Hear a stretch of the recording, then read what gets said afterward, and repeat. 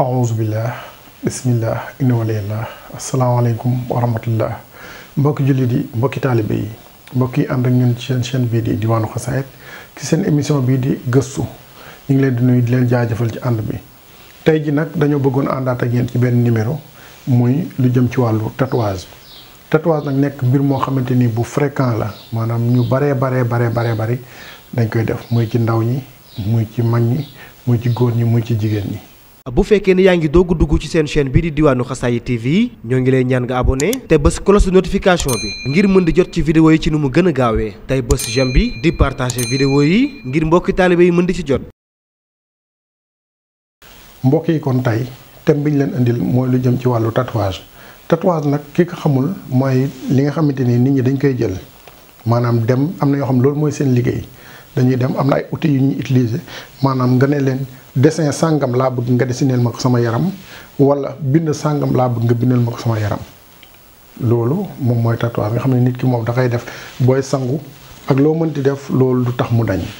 waaye ni ñu koy defee saa su nekk rek maanaam lay taayalee ko ak benn xadis boo xamante ni al-Buxaari ak Muslim ñoo ko soloo ñuy wax ne Yonent bi salaa salaam nee na sunu boroom rëbb na képp koo xamante ni yaa ngi def tatouage ak képp koo xamante ni yaa ngi defal nit ki tatouage nekk nag lu doy waar loo xamante ci jamono ji ñu toll maanaam tendance la ko nit ñi def ko loo xamante ni may wax rek néewaa na nga génn ci mbedd mi ba duggal sa biir kër te gisoo koo xamante ni def na tatouage nekk loo xamante ni lu matta moytu la waaw te fi mu nekk nii dafa fees dell ci jamono góor ñi ak jigéen ñi ñëpp dañ koy def mag ñi ak ndaw ñi ñu ci bari dañ koy def am na ci ñoo xam ne nag dañ koy def parce que daf leen a neex ñu koy def am na ci ñoo xamante ni moom dañuy xam xel ne maanaam lii dafa xaraam teewul ñu koy def waaye ak bu mu ci mënti doon baaxul nga gis ne am na ñu koy def dañ lay tàllal loxo nga gis ne mi def na tatouage ci loxo bi suuraat la jël ba mu mat sëkk lu mel ni Fatiha wala Ixlaas bind ko ci yaramam gis koo xamante ni da cee dessiné am na ci yu ñu ciy dessiné sax yoo xamante ni moom ëpp na sax teg bët waaw waaye nit ki fas yéene koo jël moom def ko ci yaramam di ànd ak moom fu mu toll ki nga xamante ni moom da di ab jullit jël turu yàlla wala mu jël turu Yonent bi salaa salaam def ko ci yaramam te buy dugg ci duus bi loolu laay duggee ci duus bi moom dèjà am na ñaari daan wi dal ci kawam dèjà li mu def dafa xaraam ba pare demaat duggaat ci duus bi loolu nekkat beneen daan boo xam day tegu ci kawam turu yu sell yi nga xamante ni turu yàlla turu Yonent bi salaa salaam surat alxuraan yi ak bu mu ci mënti doon maanaam nga def li nga bind ko sa yaram ba pare dugg ak moom ci duus dafa araam waxuma la sax dugg bi ngay dugg ak moom ci duus nga bind ko sa yaram rek waaye téye ko dugg ak moom ci duus sax moom dañ koo dàq nekkul loo xamante ni lu gën la waaw kon nag rawatina ki nga xamante ni moom da koo bind ci yaramam fu muy dem ànd ak moom waaw kon loolu tamit lu mat a moytu la. beneen bi mooy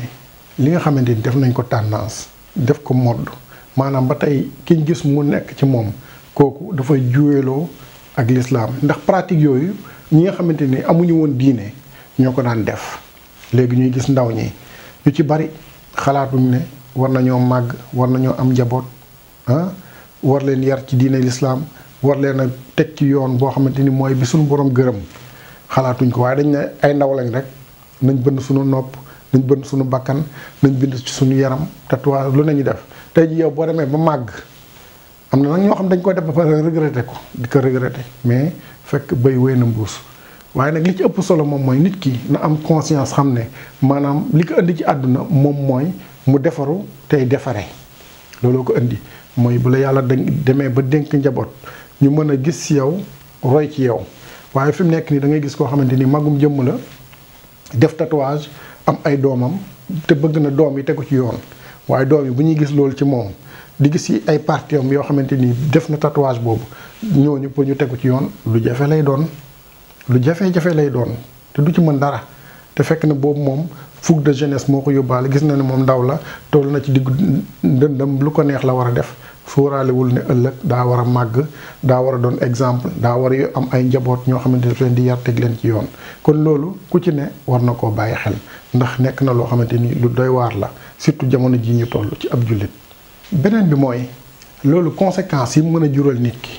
dafa bari maanaam benn wax nañ ko léegi muy ku la gis maanaam mën na la génne ci diine ji ndax day jàpp ne lii nga def ak li yàlla santaane bokkul kon loolu lu doy waar la. beneen bi sax li gën a garaawaat mooy maanaam ci sa der maanaam ay conséquences yu baree la am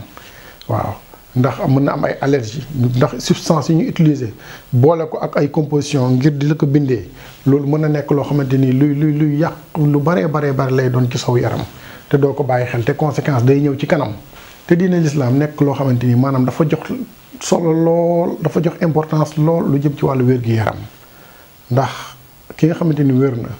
kooku moom pour mu jaamu yàlla mën na koo yomb waaye ki nga xamante ni am na ak wéradi ci yaramam pour mu jaamu yàlla da koy jafe kon jullit bi war nay fexe góorgóorlu ba wér-gi-yaramam mu sàmm ko te bañ a topp bakkanam ndax léeg-léeg boo toppee sa bakkan ci yenn yi di nga dem ba benn bis boo xamante ni di nga ko réccu mooy li ma doon wax sànq am na ci ñoo xamante ni fi mu ne réccu nañ lu taxoon ñuy def lu jëm ci wàllu tatouage yi kon nag mbokk yi nañu xam rek ne maanaam tatouage li muy yàq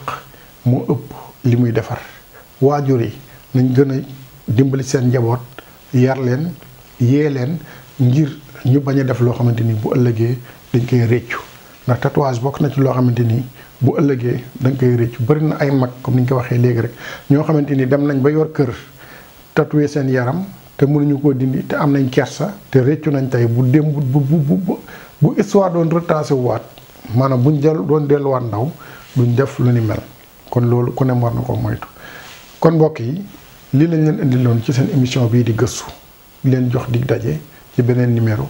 asalaamaaleykum wa rahmatullahi taala wa barakaatu. bu fekkee ne yaa ngi doog dugg ci seen chaîne bii di Diwaanu Xasaayid TV ñoo ngi lay ñaan nga abonné te bës cloche de notification bi ngir mën di jot ci vidéo yi ci nu mu gën a gaawee tey bës j'aime bi di partager vidéo yi ngir mbokki taalibe yi mën di ci jot.